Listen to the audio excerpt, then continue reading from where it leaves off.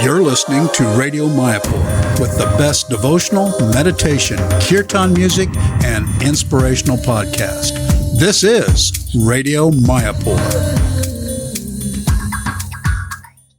Hello, welcome everybody. Today we are very fortunate. We are in Guwahati for Ratha Yatra in Assam.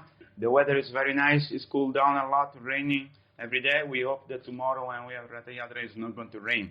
Oh, yes. We had to phone to Lord Indra and say, please don't send the rain, otherwise everybody will get wet.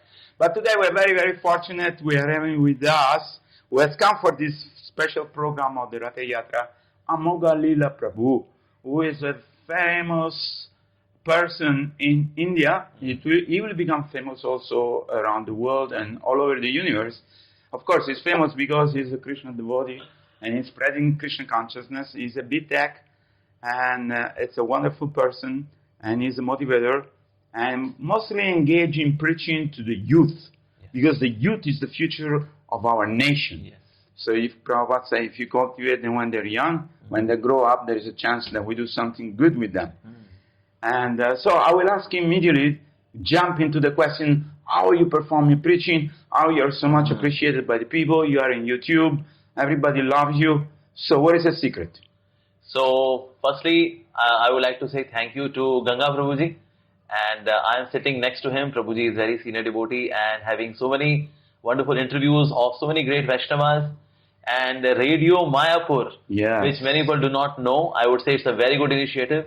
And so, firstly, sincerest appreciations for such a wonderful attempt of spreading the good news, the good words, so that people become happier in devotional service.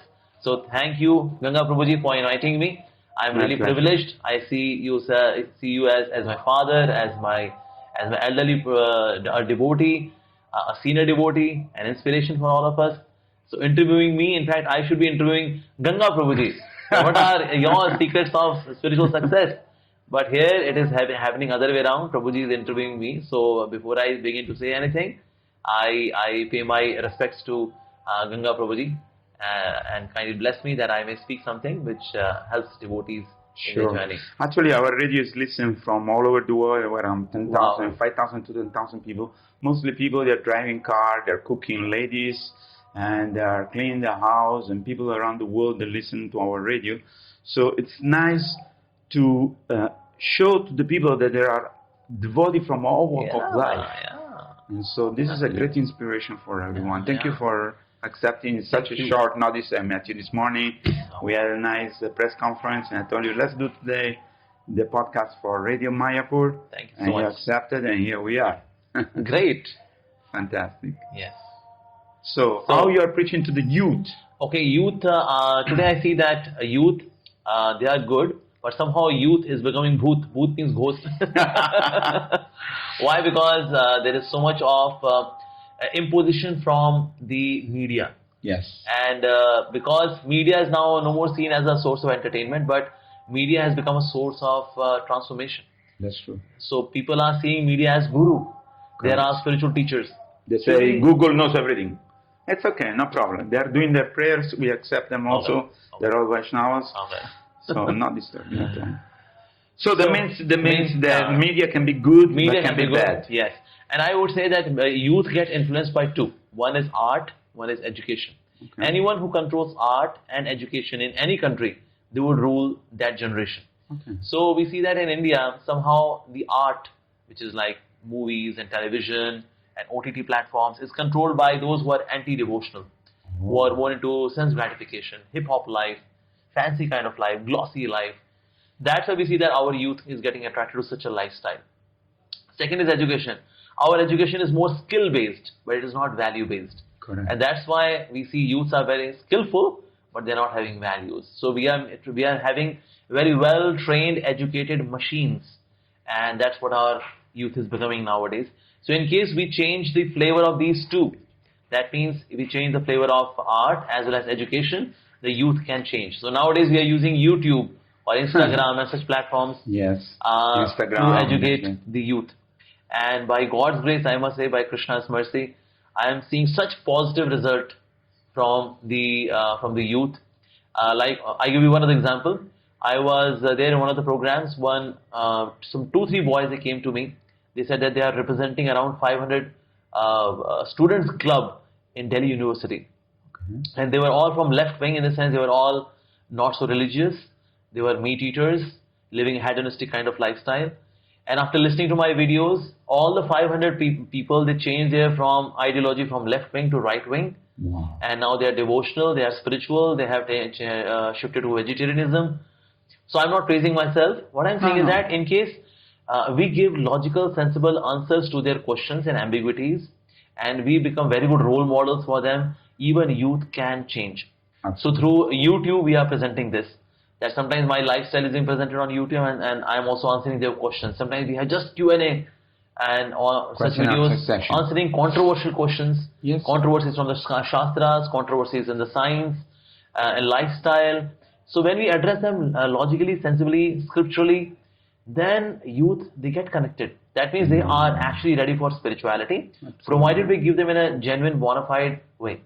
So that ways, I see that in India now there is a renaissance. People are taking to spirituality all across the globe. I would say now there is a shift of consciousness. It's happening now, and I would say ISKCON is going to play a very vital role in this, because ISKCON is the one which has got answers to all the questions on the planet. I was listening to one Christian missionary. He said anything and everything apart from Jesus Christ is coming from evil, including those Hare Krishnas who have all the answers to all the questions on the planet. It was a praise. I could see as an appreciation that he sees that we have got all the answers to all the questions on the planet. So, but yes, so in this way, I would say that Hare Krishnas, the devotees, they are playing a very vital role. Like having this kind of audio podcast. This is a very innovative way of spreading the good message. Sure. So earlier, Sanatana Dharma was not really into using this techno style of education. But now it is coming up so nicely, and such positive response is coming heavy duty. So which is very, very encouraging. Let me say one thing is that in India, I've been 45 years in 77 India. I've seen a lot of change, number one. But I've seen many people, especially the youth, they see their father, grandfather doing puja, doing jagya, chanting mantra, or going to temple. But nobody explained to them why. Why? So it's part of the culture heritage, for sure. Yes. And some of them take it to say, okay, I'll go with my grandfather to temple. Yes. I'll go with my father to temple. They say my grandfather used to go every day to temple. Yes. My father went once in a month. I go once in a year. No, but slowly the culture become less and less because the influence of material nature is there.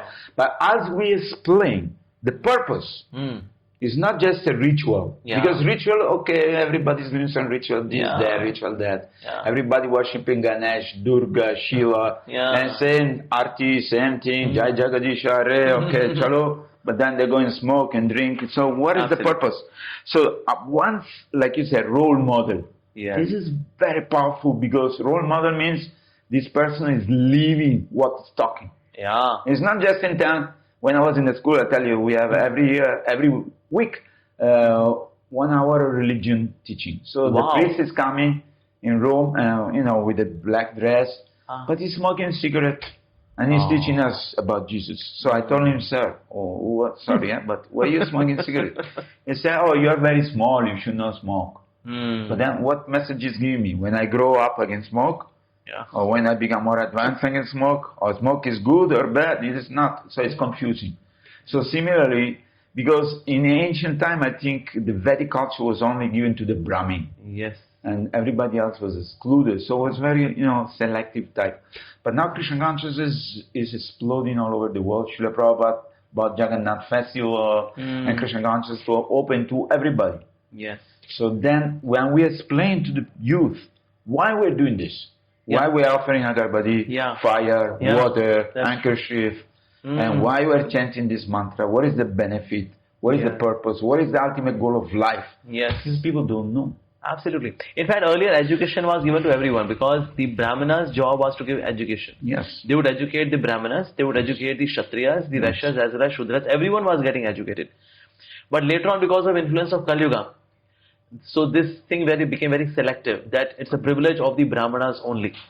But now all glories to Srila Prabhupada, who has opened up the original spiritual culture where everyone was eligible for education. Absolutely. So now this is coming up, and now like sometimes people highlight the controversies in the scriptures, like say for example, say Lord Ram banishing Sita, or say Mother Sita giving Agni Pariksha, or say Lord Krishna dancing with women at midnight, Rasalila. So people used to have these doubts, but nobody was answering them. Yes. And then no one can explain to them. Nobody can explain way, as well. Philosophical understanding. So Krishna at the max was a playboy, and Ram at the end, was he cruel. was cruel. So nobody was answering. But now there are people who are educating them, the youth, and as doubts are getting cleared, so they are coming to bhakti. Just like clouds, they cover the sun, so we can't see the sunlight completely. We can't perceive it completely. Similarly, the doubts of clouds, the clouds, they cover our faith, the sun. As soon as these clouds are dissipated, the doubts are dissipated, so the faith, the sun, would shine to its full glory. And that's what's happening now. So ISKCON is doing a great contribution in this regard. I would like to ask you about the leadership in India, because Indian people are very fortunate. Oh yeah. This is Bharat Bhumi. Yes. It's a special place where there is Ganges, there is Vrindavan, there's Govardhana Hill, there is Mayapur where Lord Chaitanya born. There is full of temples, even though thousands of temples have been destroyed by the British, by the Mughal, but still the culture remains. So how do you see the leadership of the whole world? Because India, Prabhupada say, the blind man and the layman. Yeah. So the world, they're blind. Yeah. But we have the vision. Yes. And now we can help other people. The whole world can be enlightened. Yes. Because the golden age is to come. Lord Chaitanya predicted. Yes. That 10,000 years of golden age means the golden, the Satya Yuga will be re-established again. Yeah. Tell us a little bit about that. So earlier, yes, this statement was true, that India was having vision, but was lame. And West was having technology and all, so that's why they were not lame, but they were blind about spiritual knowledge. But now India is emerging so nicely that India is no more lame also. Yes. Like during COVID, India supplied 125 crore vaccines to the world, which is incredible. Currently, India is the bowl of grains for the whole world, whether it is Middle East, whether it is South America, North America, first class quality grains, whether wheat, whether rice.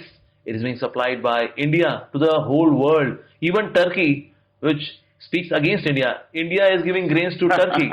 When they had earthquakes, so India supplied medical. Many people, they went and helped. Very true. So I would say India is the talent hub.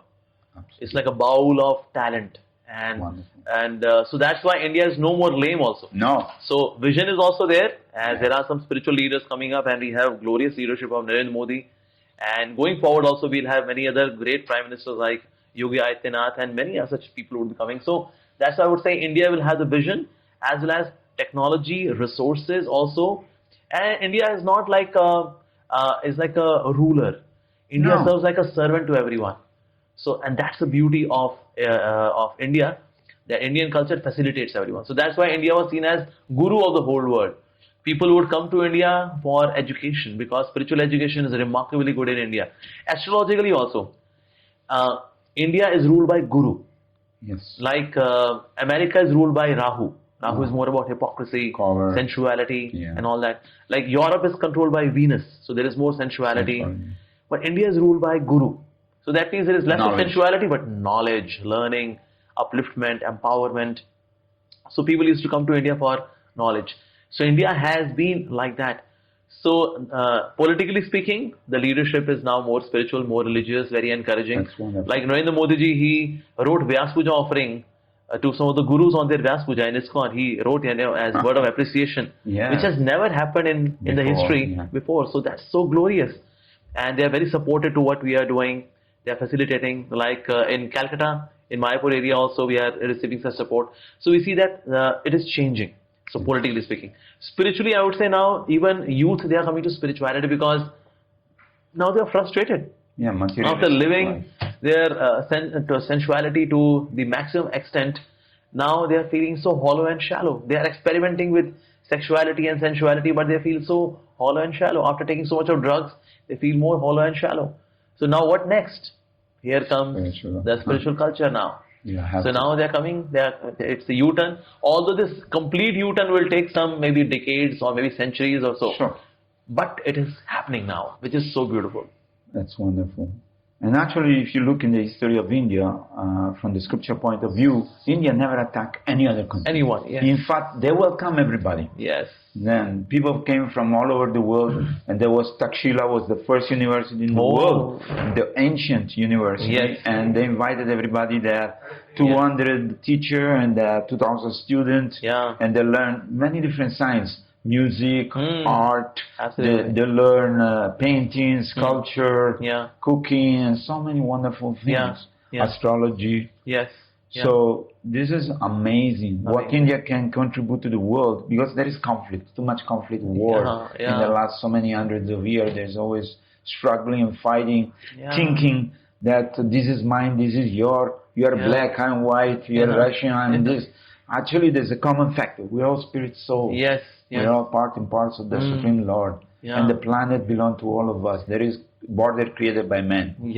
So this is the very powerful point, because when people start to understand, I'm not this body, I'm not Russian, I'm not Italian, I'm not Indian, I'm not American, I'm not this. Who we are? We are here, part and parcel of God. We are here for some time, so we can share everything. Yes. Srila Prabhupada used to say, we talk about universal brotherhood. Yes. But without common fatherhood, there cannot be universal brotherhood. Absolutely. So we have to bring that common fatherhood, that Krishna is our father. Yes. So let's be brothers. What is Indian, what Russian, what American, what Chinese, what South American. Doesn't matter. Because we have common fatherhood. So we have to focus on that. And Srila Prabhupada wanted to do this. And that's why he named the society as International Society for Krishna Consciousness, so that we know that, okay, common fatherhood. Yes, Patram is Krishna explained Bhagavad Gita. Ambaja Pradapita. I'm the seed giving father of all living entities. Yes, yes. And Krishna loves so much. You know, life after life is giving a chance. Yes. Okay, you don't want to come, but please come next life. Try to come. I'm here in your heart. I'm trying to guide you back. We are like lost in the material world, in this ocean of birth and death. But still Krishna is giving us chance. Okay, try one more time. Okay, try one more time. Keep on trying one more time until we come and surrender to the Lord and say, okay, Krishna, I'm yours. What compassion, what love. Amazing. Indeed. Okay, now I want to ask you a very personal question. How your life changed? Because you were studying, you are successful, you were doing computer coding and engineering and in computer and stuff. At what point in your life your direction of your life changed? You came in contact with somebody, some devotee, some prasada, some I don't know. But everybody has a personal story. You know how Krishna, when we are ready, is sending them the right person at the right time to change the direction of our life. Tell us a little bit. You know, one thing was, before coming to ISKCON, I was in touch with some different gurus, teachers, organizations, spiritual organizations. So I learned something from them, but none of them could answer all of my questions because I was like a walking question bank. Right. So they could not answer my questions. So it was very disheartening and disappointing every time I would meet a guru, so to say. But it was very disappointing. Also, I read the Bhagavad Gita, 8 different versions of Bhagavad Gita. The most connecting and most spiritually rejuvenating was Srila Prabhupada's version of Bhagavad Gita. Earlier, different versions were intellectually stimulating, but nothing was spiritually inspiring. But Srila Prabhupada's version, his purports, I could see that this person wants me to give someone. He wants me to give Krishna. He has Krishna, he wants to give Krishna to the reader. That I could see in his purports. So I had decided that I will become disciple of this man, Srila Prabhupada. So after going through various, on my journey, because when I left my home, I went to Jaipur, from Dwarka, and then Mumbai, Goa, Hyderabad, then finally I came to Haridwar, Rishikesh, and then finally came back to Delhi. But all throughout these different journey, I could not meet any spiritual master or teacher who would satisfy me in my spiritual journey, in my spiritual quest. But then I recalled that that person, Bhagavad Gita, was awesome actually. So I should actually surrender to him. So when in Haridwar, in Haridwar, Rishikesh, I met some devotees. They were foreigners from the Western world, but they were Hare Krishna devotees. They were distributing prasadam. They were singing Hare Krishna. This was very attractive for me. Reason being, I could see, there are people from foreign nations that are chanting Hare Krishna. Even Indians are not doing so much of Hare Krishna as they are doing. That was, wow, amazing. So I had some Q&A with them, and I could see that yes, they are very knowledgeable as well. Not that they are only just singing and dancing on the streets. They were also knowledgeable people. So that was very inspiring. Which year it was? It was year 2000. Wow, nice. So, and who were the devotees? From where? They were from Europe, somewhere from England. Okay. Yeah, some devotees. They came in a group, a yoga in a group of devotees, or yes. something, Yes, just yes. visiting devotees. Absolutely. To see the Rishikesh, a very pretty place, beautiful. Absolutely. So after meeting them, so then I recalled that, oh yes, I read Bhagavad Gita of Swami Prabhupada. And these people are from same organization. Oh, so again, so that was also inspiring that I should connect to her. But it was very disappointing for me that I came to know that Srila Prabhupada has left this world. Yes, yes. So a couple of months passed in tension, in sadness, in moroseness. Yes. That finally I got the Guru, but this Guru has already left this world. So, but I could see. Okay, no problem. But I could see some sincere followers of Srila Prabhupada, meeting them, asking questions from them. That was very inspiring. Earlier, my plan was to make a lot of money to serve poor people. Okay. But I could see poor people in this world are suffering less because of body, more because of the mind. Correct. So we should serve the minds of the people. How to serve the mind? So then I recalled that by reading Bhagavad Gita, my mind was uplifted. So that means giving spiritual knowledge is the solution, not just feeding the belly. So then I changed my plan from becoming a millionaire to becoming a monk. So that I full time I just give spiritual education and make people's minds happy. If mind is happy, even I do not have something to eat, still I'll be happy because my mind is happy. Yes, correct. So that's why I decided to be a monk. But since I had some responsibilities at home, so that's why I did my graduation. I worked also for 6 years, offered some as an offering of my love to my parents, and then with their permission and their blessings, I joined as full time as a monk, and they also blessed me that you're not joining Al Qaeda. You are joining Hare Krishna. We are spiritual terrorists. You're joining Hare Krishna. So ultimately they also agreed. And now, of course, my parents are staying next to my temple in ISKCON Dwarka. I meet my parents also. You have a brother and sisters? I have 2 sisters. Both of them are married. Yes, okay. So I'm also married in a way that now in service to Krishna. Yes. So all of us are well settled. So parents stay next to my temple. They come every day for darshan. I meet them. I hug them. So and they're also having spiritual journey. So so things are going pretty well by Krishna's mercy. Okay, now I want to ask you a very personal question because we are in Krishna consciousness because we have some higher test. Yes. So tell him, because in all our life at one point we test something very unique, whether it's kirtan, of course prashadam, or chanting of the holy name. There's some point which gives us that atma, receive that special blessing and vision and influence. You can feel directly in your heart that Krishna is real. Yes. It's not just written in the book. Yes. It's not just what somebody's telling. It's actually it's there in my heart, and I'm connected with him. This is the ultimate yoga. Bhakti. So tell us some of your experience in this. One thing which was very satisfying to my heart was Srila Prabhupada's books. Yes. Wow, what are these books? My goodness, they are not just some kind of presentation on philosophy. I would say this person, Srila Prabhupada, has imbued love of God in his words. So that's why it was very, very heart uplifting, emotionally uplifting, spiritually uplifting reading his books. So reading his books and chanting were very, very uplifting. And of course, when with such knowledge when we chant, then there is a different experience of chanting. Like I was once chanting, I could see that I'm not chanting. Krishna has taken over now. I could see that, wow, this is awesome. This is scary sometimes. So this has never happened with any kind of meditation I have done before. Yes. It is very, I can feel it that I'm not chanting now. Krishna has taken control. Although as soon as I got into this and then I lost it.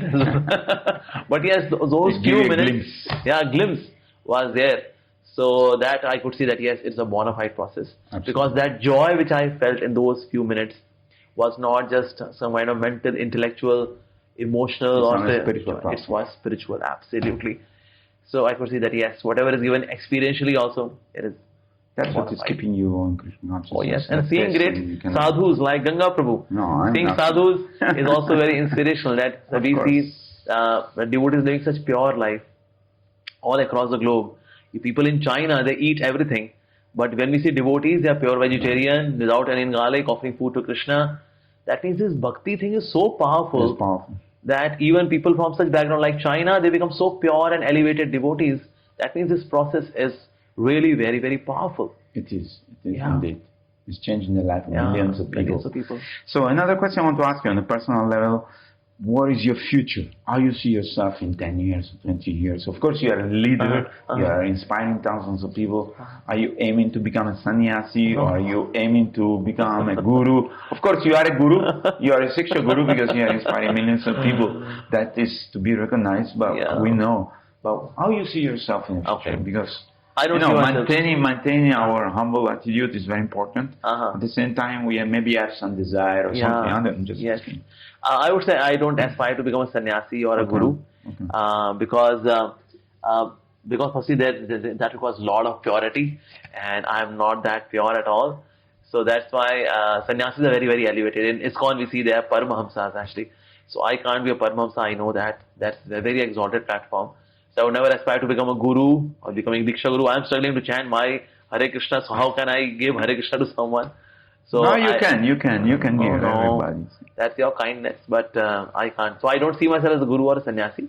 I see myself as a brahmachari as I am today. I'll continue to serve like this because I see that spiritual education is so much required and using social media platform to educate people more and more is what I see that in future also I'm doing what I'm doing now. Nice. So that's the way I can serve people. In case Krishna has got some different plan, I'll go by the plan. Exactly. But currently what I see myself is what I'm doing today. I am doing this in a more diverse way, in a more creative and innovative way. I'm doing that and serve the devotees so that they can take shelter of some guru or a sannyasi in ISKCON. So that's what I see as my profile 10 years from now. Okay, that's wonderful. So will you be able, if you're requested, to travel also around the world? Yeah, of course, in case somebody invites me and then I would be glad to serve the devotees. Yeah, in any way, I can be of any usage. I'm a small person. I don't have much of potency that I travel across the globe to deliver people. My deliverance is questionable, what to speak of delivering somebody else. See, I think the fact that you're repeating the message of Srila Prabhupada and Krishna, that is delivering people. It's not we are delivering people. We are the post people. Postman comes with the envelope and say, okay, here, this is your envelope. Now enjoy this. And if people take it sincerely, they will be 100%, you know. Anything you want to tell to our listener? I would say keep listening to Radio Mayapur. And it's a very good platform. It's a very unique platform because there are so many visual platforms which are like YouTube and all that. It's very unique. While traveling, they can listen to it. While cooking food in the kitchen, they can do that. While going for a walk, they can listen to it. So that's why I think it's a very interesting format, very unique. And keep listening to Mayapur Radio. And I wish all the very best. More and more subscribers come to Mayapur Radio. And Maya becomes poor by listening to Radio Mayapur. Mayapur. So thank you very, very much for inviting me. I'm really honored sitting before such a great Vaishnava. It's a great pleasure to have you. Prabhuji, thank you so much for inviting me. Okay, thank you so much for all our listeners, and thank you, Amoga Prabhu. It was a great pleasure to meet you. And I hope to meet you again in Mayapur or wherever we go. We'll meet. If there is any service we can do for you, please let us know. Just keep blessing me. Thank you so much. Jai Srila Prabhupada ki Jai. Ananta Koti Vaishnava Vrinda ki Jai. Gaur Premanande. Hari Hari Bol. You're listening to Radio Mayapur with the best devotional, meditation, kirtan music, and inspirational podcast. This is Radio Mayapur.